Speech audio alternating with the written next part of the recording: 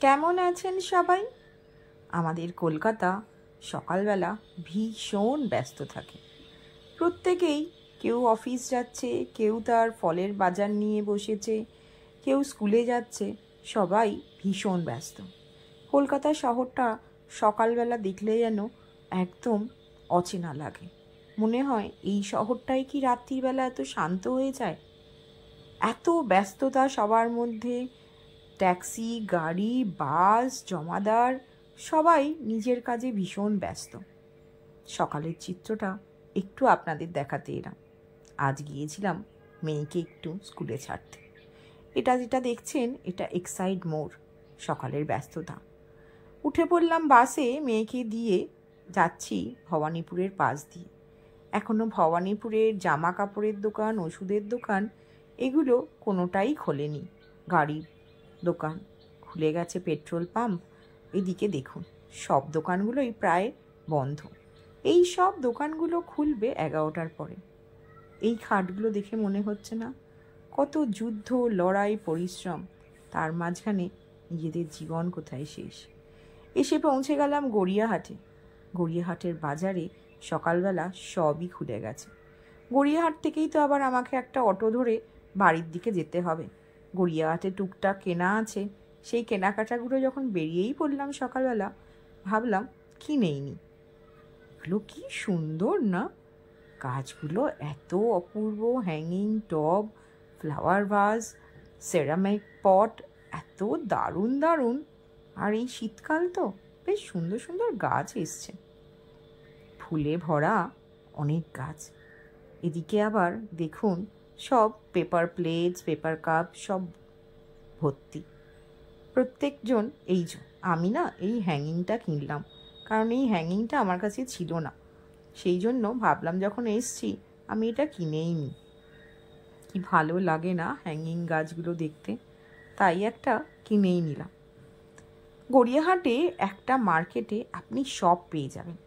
যেমন পাবেন সবজি বাজার, যেমন পাবেন ঠাকুরের প্রত্যেকটা জিনিস, বাসন কোসন, মূর্তি, চাঁদমালা, ধূপ, এমনকি বিয়ের টোপর, শাঁখা, পলা সবই পাওয়া যায়।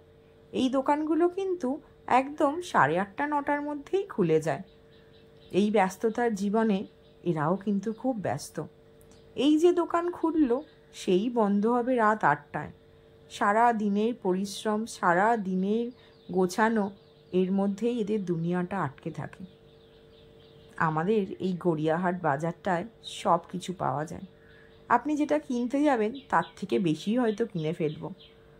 আমরা এই একই বাজারে সব পেয়ে যাব। ফুলগুলো কি সুন্দর না, ভাবছি একটা ফুলের স্টিক কিনেই নেব। এই গোলাপটা, ভাবছি এই গোলাপটা আজকে কিনব।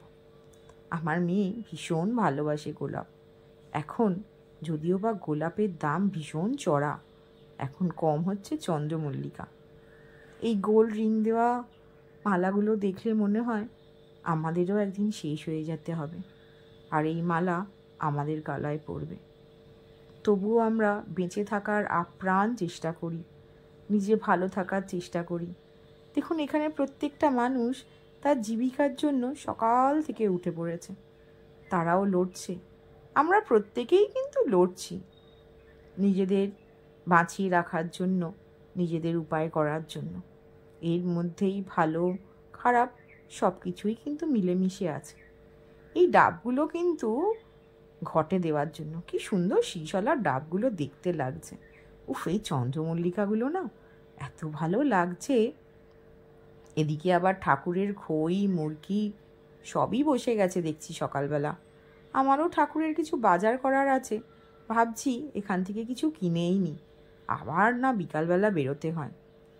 এখন কাস্টমার তো খুব কমই, কারণ এখন বাজে হচ্ছে 9টা।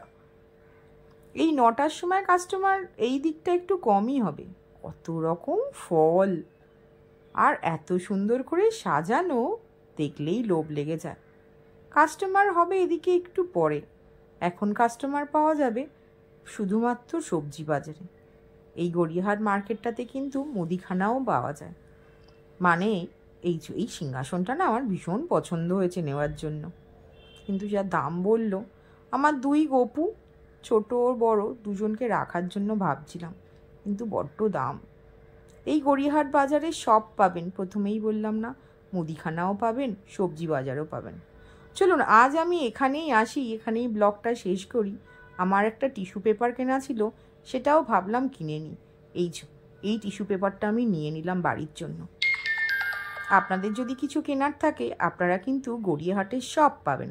আজ আমি এখানেই আসি, সবাই ভালো থাকবেন।